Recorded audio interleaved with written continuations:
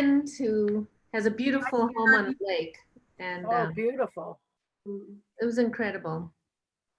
I used to go there as a child all the time. Wow. Yeah. Did you live in the Bay Area? Is that Yes, I born and raised in San Francisco, and we Yeah. used to stay at the Ahwahnee Hotel. No, that was Yosemite. Sorry, Yeah. I did go to Tahoe a lot. It was great. Yeah, it's close. It's just 3 hours from San Francisco, I guess. But we drove. We drove. It was a long drive, but it was worth Talking about Lake Tahoe, everybody. We go a lot from here. really. Oh. But you can, if you can fly, it's no problem, right? Right. You But fly and it's about an hour ride, an Yeah. hour drive there from the airport. Yeah. all right, more and more people. So we'll just give it a moment. So I don't know if people downloaded the study guides. Are people downloading them? Because I'm spending so much time writing them. Are people using them at all? Should Yes, I they're bother? No, Don't bother. don't bother. Oh, they're good. Oh, I think they're good.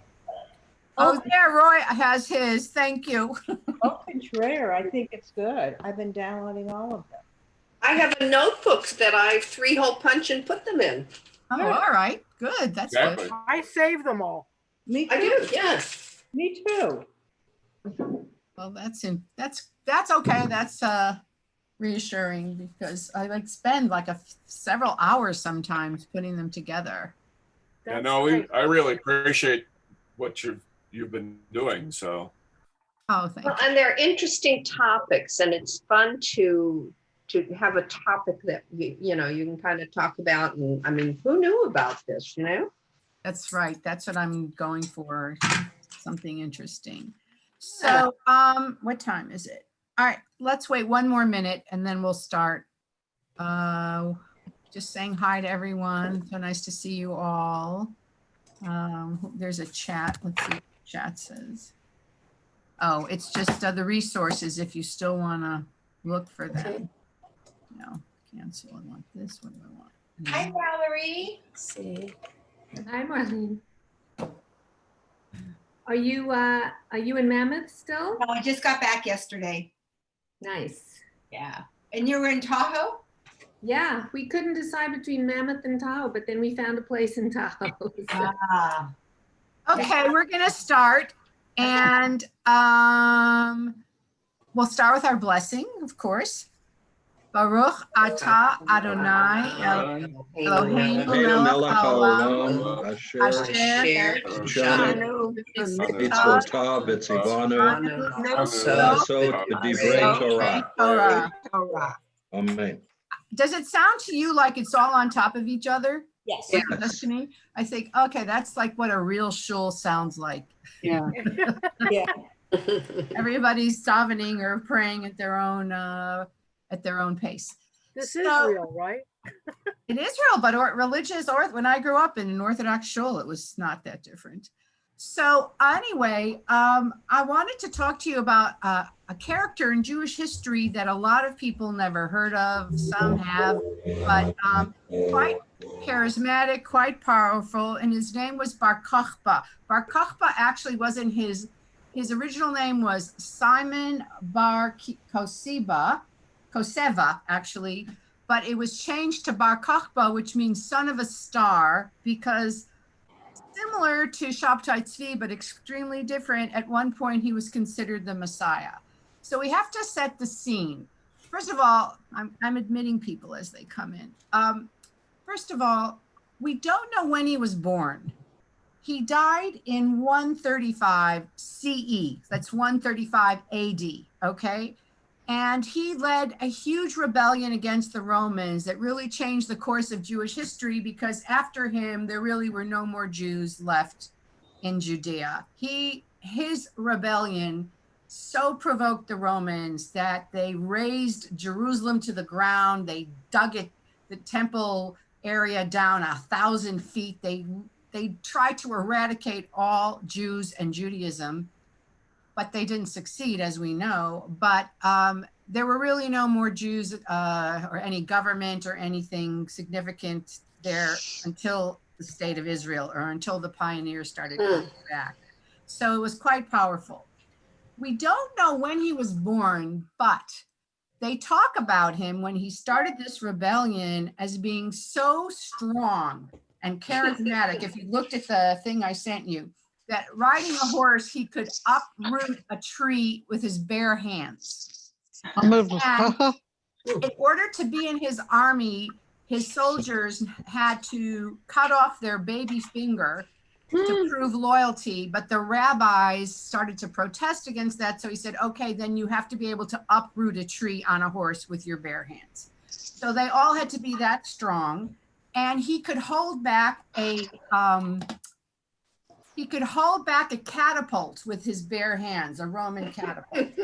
So he was incredibly strong. He was very intelligent. He was also religious in that he cared about Shabbat. He cared about, following the Torah at the same time. So he had all the qualities. But let's set the scene. Things I didn't even realize. So when the temple was destroyed, that was in 70 CE. And I don't know, in my mind, I thought the whole land was destroyed, but that wasn't the case. Jerusalem was conquered and the temple was destroyed, but a lot of Jews still lived all over the land, in the north, in the Galilee, in the center, in the Negev, and whatever. Then they still lived, though, under Roman rule.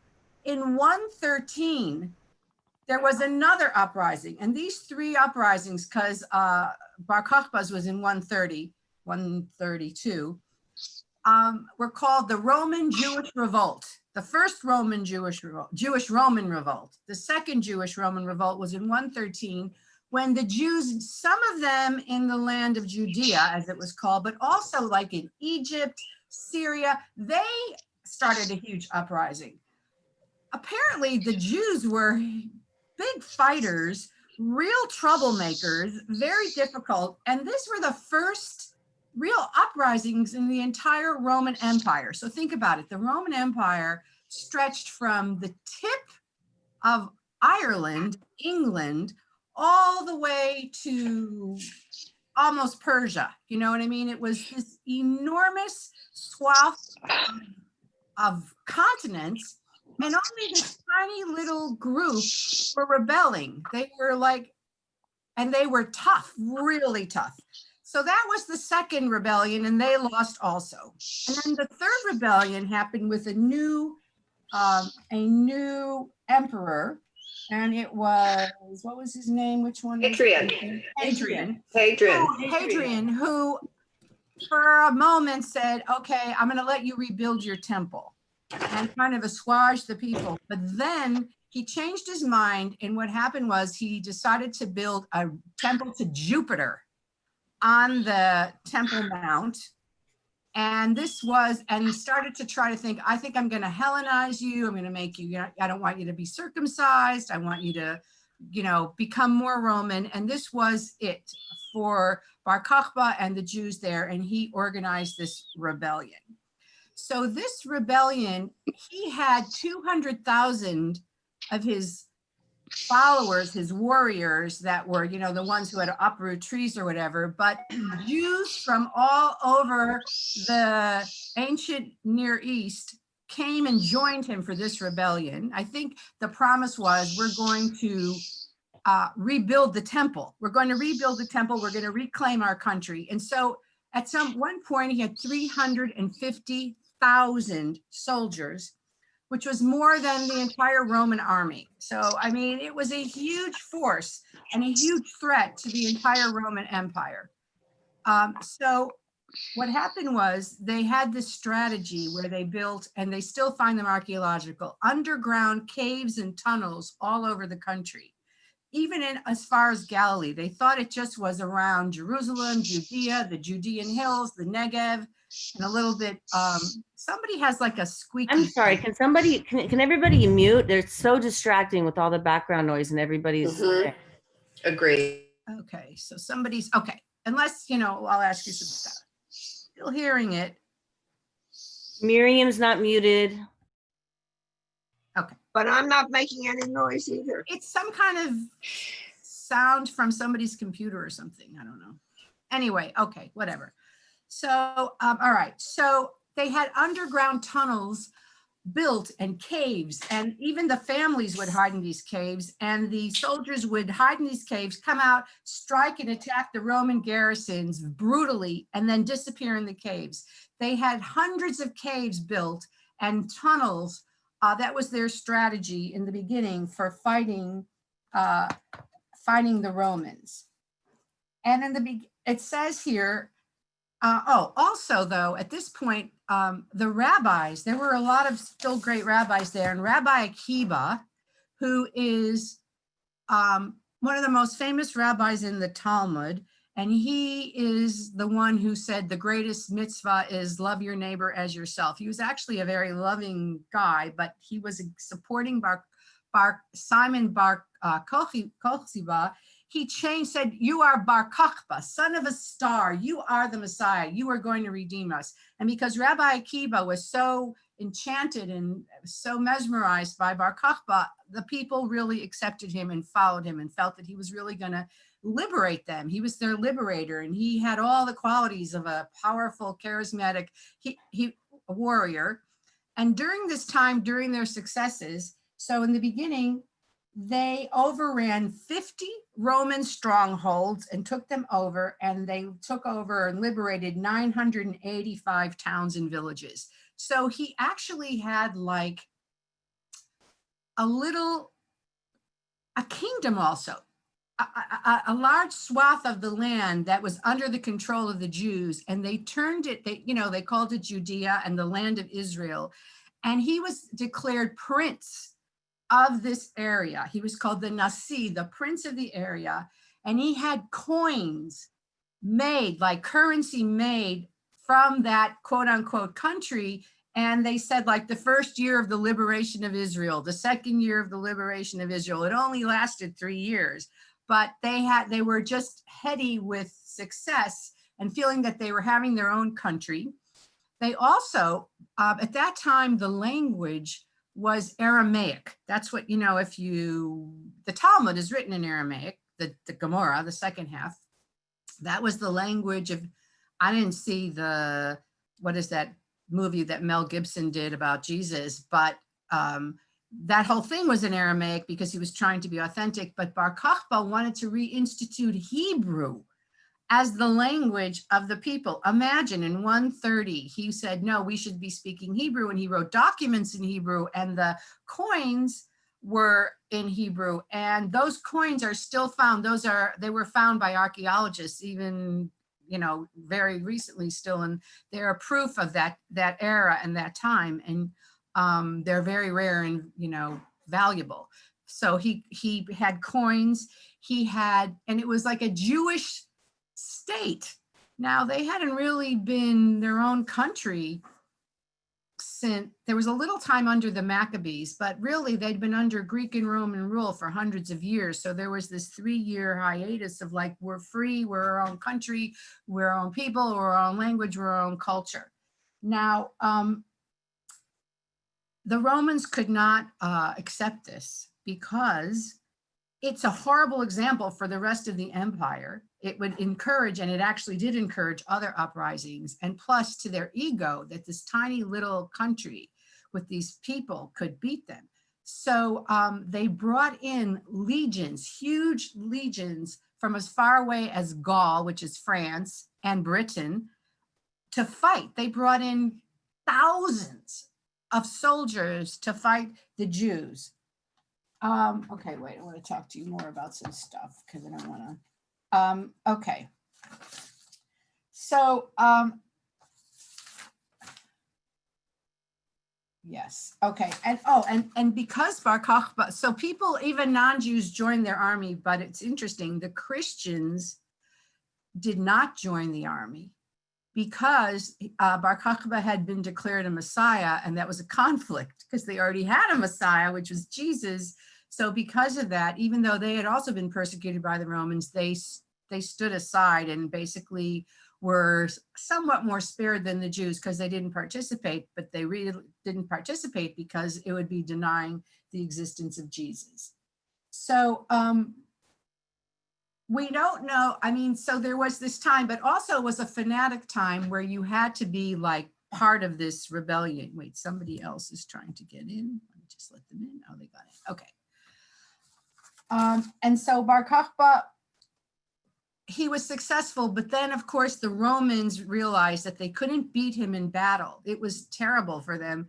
So they decided to starve them out. So they besieged he ended up in Jerusalem, and then he went to another city called Beitar, which was outside of Jerusalem, but they were starving them out and fighting them. And it took them, the battles were, ferocious and horrible. And at that time, Bar Kokhba started to become paranoid. He started to worry about traitors. And he started thinking that the rabbis who had supported him were not supporting him anymore. And one of the great rabbis, which rabbi was it? It was actually his, which one? Rabbi Eliezer, who's a great sage. He thought he had betrayed him and he had him executed. And that turned the rabbis, most of the rabbis against him, because the sages were also in on this fight. And so ultimately the Romans overran Beitar, and Bar Kokhba, they don't know how he died in battle, and they lost. Now, it was inevitable that they would lose. It's amazing that they would fight for so long and so ferociously. And there's something about the stubbornness of Jews that seems to stick in every single, empire's craw. They refuse to convert. They refuse to assimilate. They refuse to give up. They fight for their beliefs. It's kind of amazing and perplexing almost. I mean, that no other culture did this the way that the small band of Jews did. And we can talk about why do you think that is in a minute, because I don't even know. There's a lot of questions about how did we keep surviving? How did we keep fighting? How did we keep reinventing ourselves? It's a phenomenon that is curious and fascinating. So afterwards, after they finally won in 135, Hadrian decided that he would, the humiliation to the Romans was so great that they couldn't just, conquer them. He decided he had to wipe out Judaism, wipe out Jews, wipe it out so that it would never exist again. So, and one of the things he also did is he tortured and killed all of those rabbis who followed Bar Kokhba, particularly Rabbi Akiba. And Rabbi Akiba is the one who, they flayed him alive. It was horrible, like tore his flesh open with hot combs. They literally took his skin off. And he is the one who said the Shema when he died. And that is why we have this custom to say the Shema to this day when people die. And he said, Rabbi Akiba said, now I know what it means to love God with all your heart and all your soul and all your might. I mean, he felt like this is it. He just felt, he was a martyr, but said he was willing to die for this. And he said the Shema as he expired. And that's where our tradition comes from this Bar Kokhba revolt and from Rabbi Akiba dying like that. So so this is what Hadrian did. He forbade the mention of the name Jerusalem. You couldn't say it. And he renamed the city Aelia Capitolina. He forbade Jews from living there. And he had an armed, like an army of slaves plow the Temple Mount, which is the mountain where the temple had been. He lowered it 1,000 feet. So when you go to Jerusalem today, the mountains around the Temple Mount are higher, but originally the mount was the highest mountain, but he plowed it. He changed the geography of Jerusalem in order to prove that no Jews had been there. He also, wait, I have more things that he did that were like unbelievable. He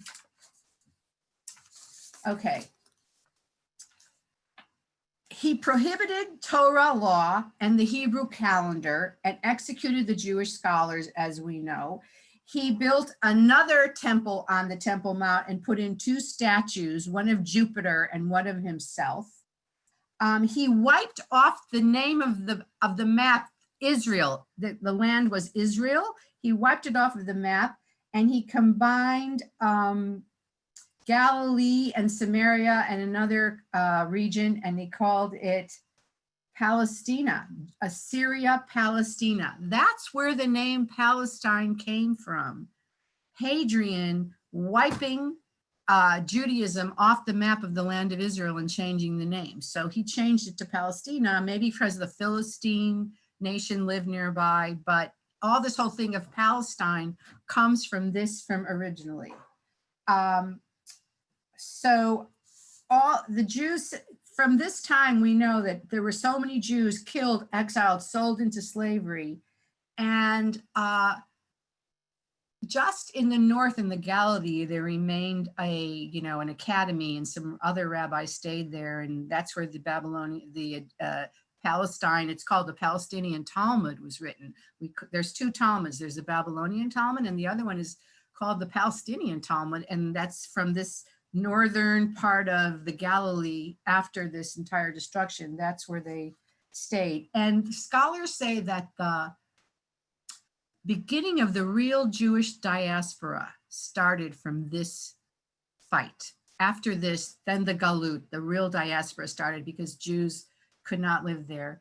And Constantine, what is that, like 150 years later, allowed Jews to come back once a year on Tisha B'Av to pray at the wall that was left. And actually, they say that Bar Kokhba died on Tisha B'Av, but I'm starting to see a pattern. Like they say that Shabtai Tzvi died on Tisha B'Av, and Tisha B'Av is the day that we mourn the destruction of the first and second temple. So Tisha B'Av has sort of become the catch date for all of our calamities and disasters, whether it really happened or not. We sort of use Tisha B'Av. I mean, they say that the expulsion of the Jews from England in the 1200s happened on Tisha B'Av. They say all these different things through history happened on Tisha B'Av. So we just sort of use that until Yom HaShoah. Then we have Yom HaShoah, which is another day of mourning. But Tisha B'Av is kind of the 9th of Av, which is like an end of July, beginning of August. That was the end of the Jews in Israel, or in the land of Israel, until the state of Israel. And it's fascinating that, so the holiday of Lag BaOmer, does anybody know what the holiday of ever hear of it? Do you know what the holiday of Lag BaOmer is? Susan Ehrlich, what is it? You're still muted. I just know of it, but I can't give a full dissertation on it. But they're bonfires and celebration of the trees. No, that's Tu B'Shvat. Tisha Okay, Miriam. Oh, Miriam. I'll unmute yourself.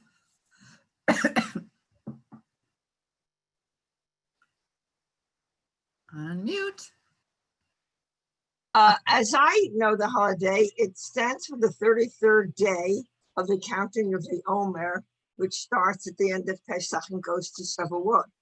Now, on that day, there was a plague, but on that day, Rabbi Akiva's students were saved from the plague and lived. Otherwise, I understand 24,000 students died during the plague.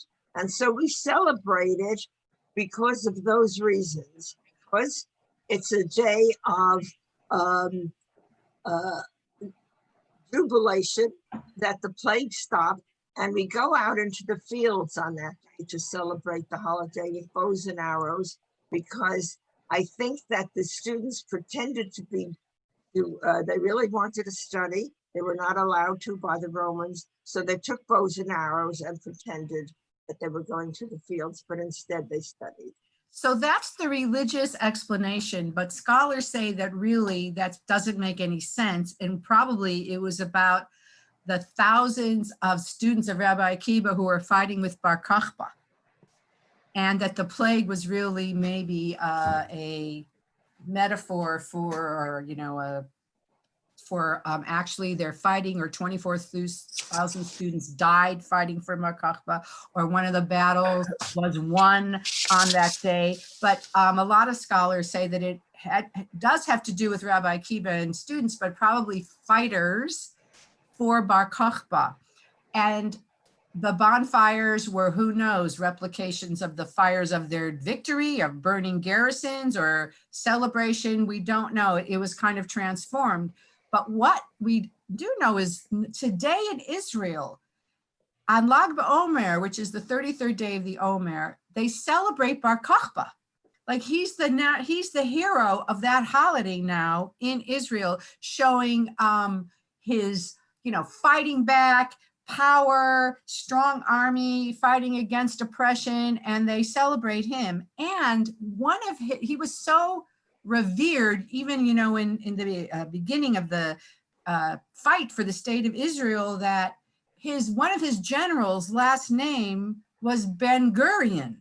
And David Ben Gurion took his name as his Hebrew name. That wasn't his Polish name, or I don't know what it was. It was some real Jewish name. But, all these people took Israeli names, and David Ben Gurion took Ben Gurion, who was one of Bar Kokhba's generals.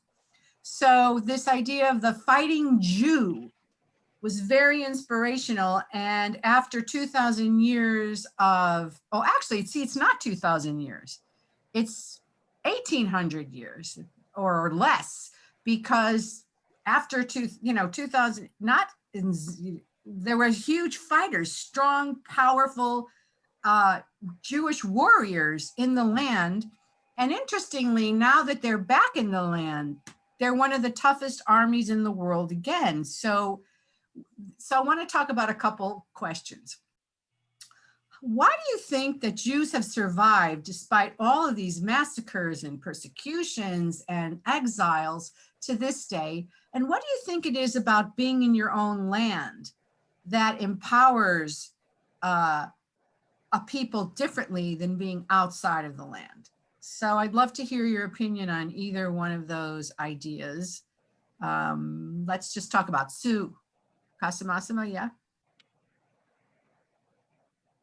Well, when you're fighting for your home, there's a different level of motivation and strength that it's like, how does somebody pick up a car when their child's under the car?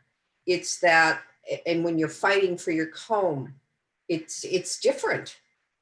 So you think that's what fighting in a foreign land, you're fighting for your own home, your own neighbors, and so forth. Okay, so that's why even there were no real rebellions until the Holocaust in the Warsaw Ghetto and other places, but we don't really read about Jews rebelling when they were oppressed and in other, foreign lands. They found other ways to survive, which we can talk about in a moment, but it's something about being empowered for a sense of identity. And there seems to be a difference between, Jews in the diaspora and Jews in Israel. We're two different kinds of Jews in a certain way. We don't always agree on tactics and behavior and whatever. So it's very interesting. I wonder what it was like in that time for the Jews in the land and the Jews who also lived around in Syria and Persia and Iraq and what it was like. So why do you think we have been able to survive? What do you think that is? Claudia? Well, I think that we've been able to survive because, we talked about this before, Judaism, the rabbis, the leaders were able to transform the tradition and the religion, and they made it somewhat a portable religion that could be observed anyway. We didn't need a temple any longer. And I think that's the key of why, Judaism has survived. I found it interesting as you were talking about Bar Kokhba that, we have this myth of, the Israeli as the fighter, and, you always think of the Maccabee, I always thought of the Maccabee as, coming from that. But thinking about it, it took a long time historically for the advocacy of the Jews going back to Palestine. It started I think towards the late 1800s, for people to wrap their heads around going back, to the land. It started before the Holocaust, right? It started with Theodore Herzl, 1880s. Right. And I think also the myth of the Jewish warrior comes from the fact that they went to a land that was really inhospitable, and it was hard. You know, the first group of Jews that went to Israel to sort of colonize or to put their roots down there. It was extremely hard. It was physically hard. They had swamps. They had they didn't get the choicest pieces of land. So. I mean, I don't know. That's what came to my mind as you were talking. Well, yes. Also, though, we should remember that when they left, they were also leaving a lot of oppression where they were leaving from. I mean, there were the pogroms, and there was a lot of anti-Semitism in Europe, and there was kind of a despair. People immigrated or they joined very idealistic political parties like communism, socialism, or they decided that we can never live here. I mean, that's what this very secular Jew, Herzl, said, that, we need our own country. But I'm talking about why, yes, Judaism was portable, but what I find fascinating is why Jews stayed Jewish despite all of this horrible oppression. What this stubbornness that we see even in the Torah, the God says you're a stiff-necked people, this difficult personality that just won't move on in a way. Talia. Anina. Hi. Okay. Well, the land was promised to the people of Israel or to Abraham as a reward for keeping the commandments, for keeping the faith. So being Jewish, it's like connected totally to the land because that was a promise that was made to Abraham. And we see ourselves, we identify with this promise. So if we abandon the land, we have abandoned our identity of who we are as Jews, because it was totally connected to the commandments. You honor your father and your mother. I am the one God. And the father and the mother, actually, it's very important because it's you take care of me and your kids are going to see that and they'll take care of you. So the whole thing is connected, and it was a reward. So once you abandon your faith, you don't deserve the reward. But the reward took 2,000 years. Who? No, it was never. Yes, but it was not ever 2,000 years of nothing. In the middle, there was a lot of things happening that they had to prove themselves that they are Jews and this is their territory, starting from the Bible. But I'm not talking about Jews in the land. I'm talking about the Galut. I'm talking about Germany and Poland. Right. And our grandparents and great-grandparents, so much persecution, and it was like, I'm done. That's it. It's not worth it. Right. Because it's a matter of identity. You take away the land, you take away my identity. I'm no longer existing. It's a package deal. Okay. Any other opinions about that? About why we stay Jewish despite all of this oppression? Ruth, did you want to say? I think it's because we educate our children in the beliefs and in the traditions. I think it's Orthodox religion that has kept it going throughout the years. And that's because it's passed on from generation to generation. We venerate that. I think you're right. I also think this strikes me right now that the Jews weren't allowed to leave. Like, you were labeled Jewish whether you liked it or not, and they were not necessarily welcome to change. Even when you converted, you were looked at as with suspicion. So maybe part of it, ironically, the anti-Semitism kept us Jewish because we had to stay Jewish, or it made you feel more connected to your Judaism and your community than if we had been, welcomed with open arms. Right now is the test in America, although of course now anti-Semitism seems to be coming back. Whenever we feel too comfortable, something happens and pushes us back toward our community or toward our identity. How do you think the characters of Jews has evolved since the time of Bar Kokhba? Miriam. Well, I want to say something about the other subject before we Please go left it, ahead. but I just wanted to hear everybody. There are a very large group, Orthodox, plus many others, who say that very simply they have the answer. The Torah kept us Jewish. Torah. The Torah kept us going from generation to generation. It was the study of Torah that allows you to be Jewish and feel Jewish, even if Jews had to study it clandestinely or in secret, but they still had to study Torah. Otherwise, they could not pass it on to the next generation. And if they don't, then Judaism would stop. And therefore, they believed very strongly it is the study of Torah, keeping the customs that kept us. Because I'll just end with this. Ahad Ha'am in Israel said more than the Jews kept the Sabbath. Right, kept the Jews, exactly. Any other comments before anybody else, anything? We've said about it, is there something to be said about the fact that the God is invisible? It's interesting. Why? Say more. I don't know, but the fact that no one can see our God, the God is invisible. There's no statues, there's no replicas, there's no, I'm just wondering if it's an effect that it's within.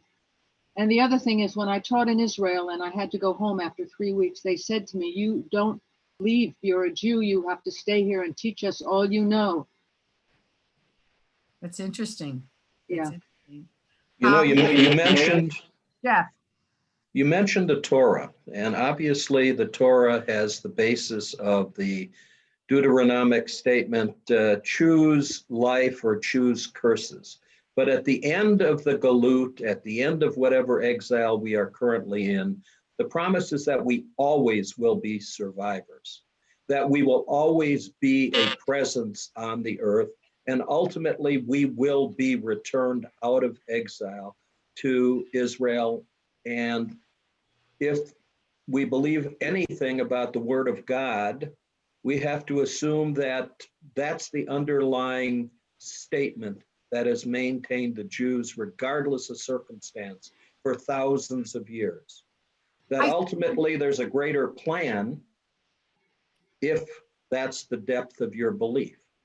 I think, if you're a spiritual person or a religious person, that's a good answer. But when I think about like your everyday person, what strikes me is there's something about Judaism that's very fulfilling and satisfying that we don't. There's an amazing novel by Isaac Bashevis Singer. It's called The Family Muscat.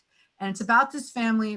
This starts with this guy. He's a Hasidic scholar, and he ends up going to Warsaw and becoming an incredibly worldly man. And basically through the course of this novel and all the different characters, it's like a Tolstoy. It's amazing. I highly recommend it. He tries every possible lifestyle. He has affairs. He's in the army. He goes to university. He divorces one wife. He does all of this. He tastes every part of society, hedonistic, everything, and in the end, he has a little son, and he takes him back to his father in the shtetl to be raised as a Hasid. And he says, basically what he's saying is, I've seen it all, and this is still the best. And Isaac Bashevis Singer could have been an atheist. He was certainly an agnostic. He was saying, even if I don't believe in God, or I don't believe in Judaism, it's better than the alternatives. It's still the best thing. And I've looked at it all. And I sometimes think that for Jews, for our character, whoever we are, it satisfies us or fulfills us. It has to have meaning for us. It can't just be, I'm promised the land, or someday the Messiah will come. It has to really affect you in your daily life, or you're not going to stick with it. Why? It's just, I don't think that's human nature. So I'm thinking there must be something in it, immediate, that is satisfying and fulfilling in Judaism that we can't seem to find anywhere else. That this looks like, you know, even if you don't believe in God, Judaism still works for me because of, it's not just that God focused, it's community focused, family focused.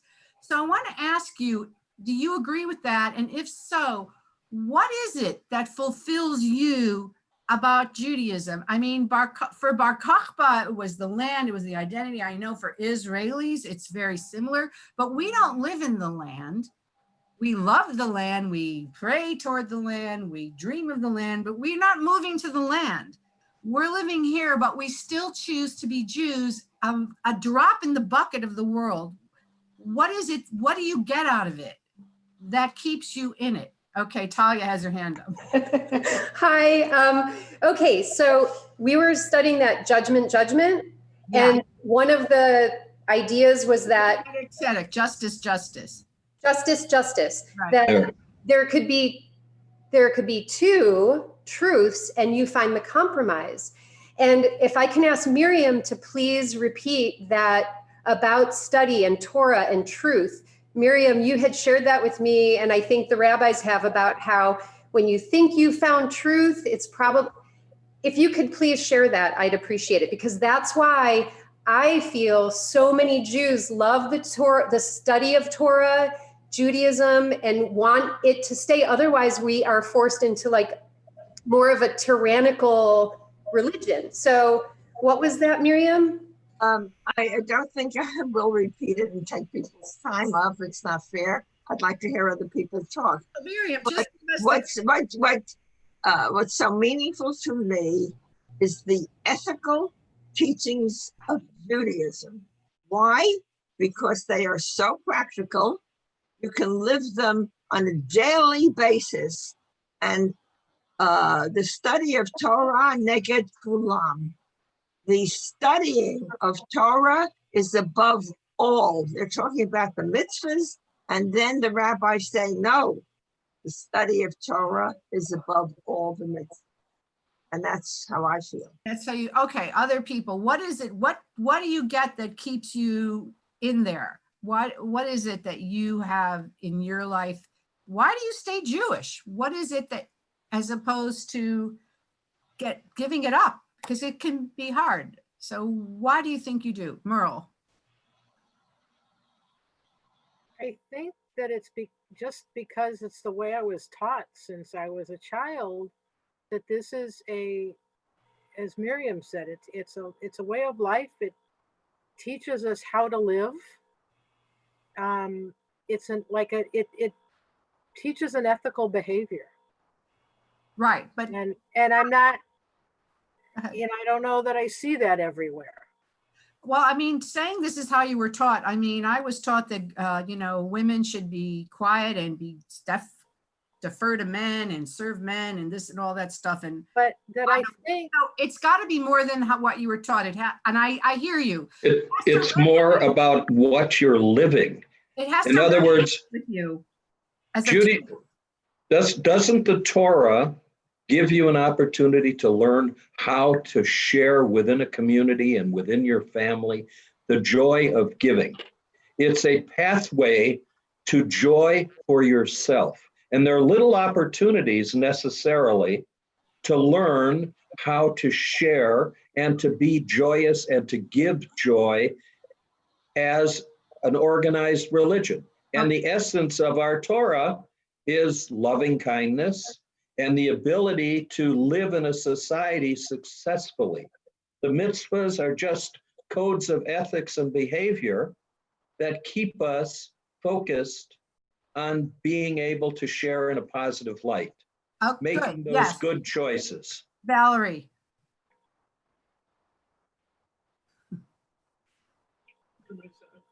Unmute yourself. Okay.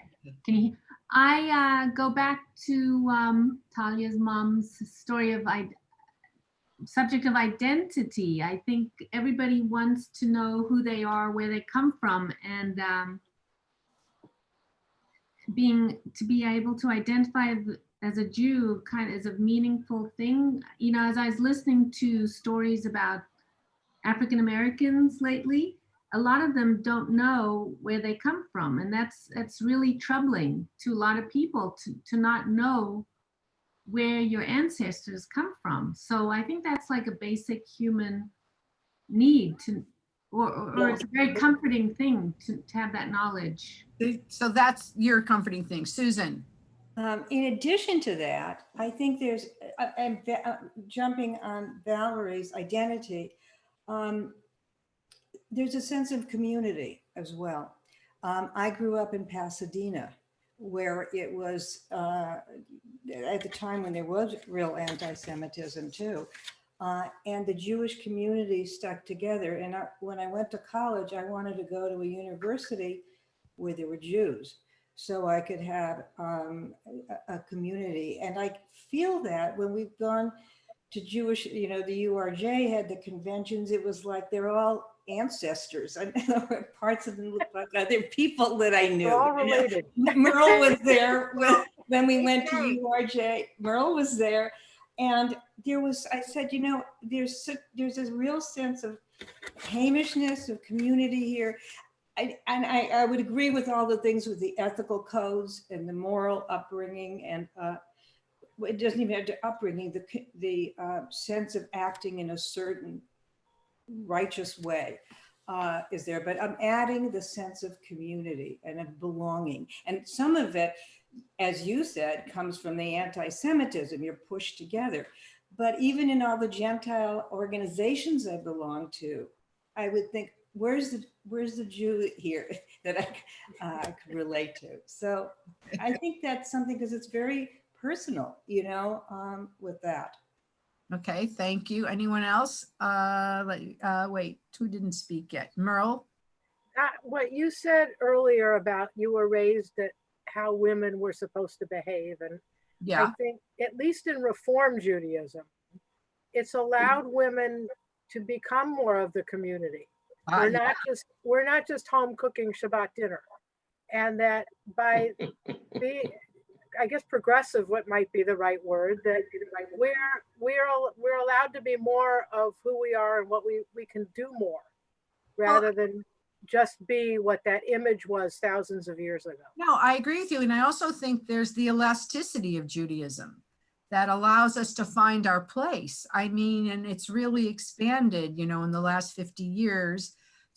Lori, I'm going to call you in 1 second. And that there's no excommunication, you can find your piece of Judaism, and you don't have to be Orthodox, or you don't, there's so many ways to be Jewish that it's welcoming. And that's what a lot of Jews by choice have said, I feel welcomed, I feel like I can fit in, because we're not, it's very expandable. Lori. Well, that's actually where I was going with what I wanted to say. But back to your earlier question about why did Judaism survive all these centuries in countries where we were always the minority? One of the reasons, I think, is that Jews are adaptable, and they assimilated in the cultures that they lived in, so that they could have their religion, but they didn't stand out as being the other quite so much, at least not visually at first. And I think that Reform Judaism is the elasticity that I think we need for a modern society. And I think the fact that we can kind of embrace people who weren't even raised Jewish or raised as cultural Jews, I think that's what's going to keep us going.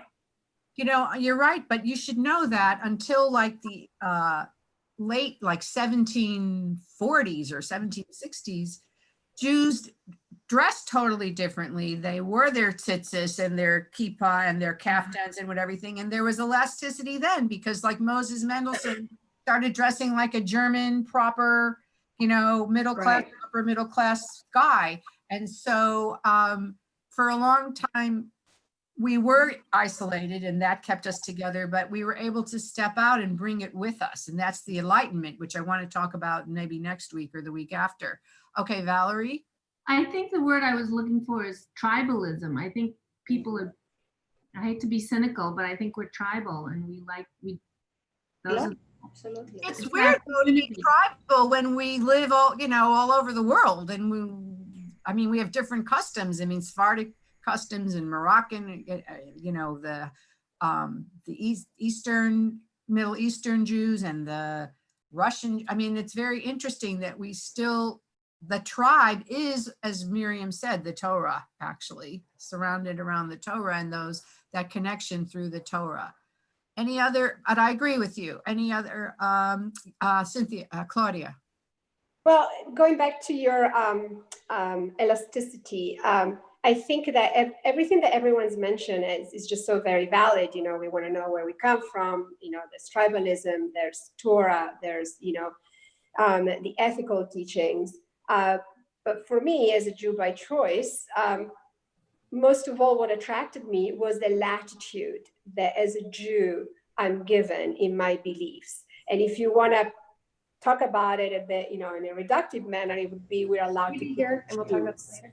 but I think it's like the freedom to explore, what works for you, what you're comfortable believing. Obviously we go back to the fact that there is one God, and that we have Torah, but that we are given this freedom and this latitude to explore. We're not confined like other traditions that would make it harder to maybe stay. Yes, thank you. Okay, Miriam? I have one more word that I'd like to share, and that is the word belonging. Belonging. I find it a very operative word for me today and always, and I feel for those who do not have that sense of connectedness or that sense of belonging. And Judaism is so profound in its wisdom that it can offer you any part of Judaism that you care to ally yourself with. Now, Claudia just mentioned has great latitude, and then she said, believe in one God. Well, perhaps there are those who don't believe in any God at all. They can also be a great part of Judaism. There are many who don't believe in God and are not even interested in the God concept, and yet are very, very affirming Jews. So that Judaism is this marvelous thing. Rabbi Mordechai Kaplan called it a civilization because he said no other word can describe it. Much more than a religion, much more than a people. Well, therefore, and I just want to end with one thing about how strong unity is for every living human being. One of the great sayings of Pirkei Avot, Ethics of the Fathers, was, Al tifrosh min hatzibur. You may not disassociate yourself. You may not leave the community, hatzibur. To me, that's very meaningful. It is meaningful. And what's interesting is Judaism is the only religion that still exists that started as a nationality. I mean, originally, there was Roman Catholic. You were a Roman. Your religion was connected to your country, and your God was connected to your country. But we started, there was the God of the Jews, and that was our God, and Jehovah, Adonai, whatever. But we got kicked out of our country, and we took the national identity that we had in the land along with the religion. So that's why it's a complex identity, as opposed to there's no holidays of harvest in other religions, but our holidays of harvest come from the time when we had a land that we harvested, but we're still doing it. Other religions, they're portable in a different way because it's more about belief, but ours, part of it is also connected to that national time. And that ended with Bar Kokhba, but he was fighting to, against that, trying to keep it. Unfortunately, we are very small and we're not going to win against these massive, we didn't win that way, but the Roman Empire no longer exists, but Jews are still here. So yes, Ruth. I think it's terribly important to know that there are two sides to Judaism that work hand in glove, and that is the strength of Bar Kokhba, but it's the strength of the Torah as well. So and when Talmud. Yes. The Israeli army, they get their gun and their Torah at the same time. Wow, I didn't know that. That's fantastic. Yeah. All right. Well, that was our discussion for today about Bar Kokhba. So have the strength of Bar Kokhba, but the wisdom of the Torah. Don't just fight blindly and for a lost cause. Okay. Bye, everyone. Shabbat shalom. Rabbi. Thank you so much. Thank you. Thank you. Thank you. Thanks, It was a Susan. great discussion.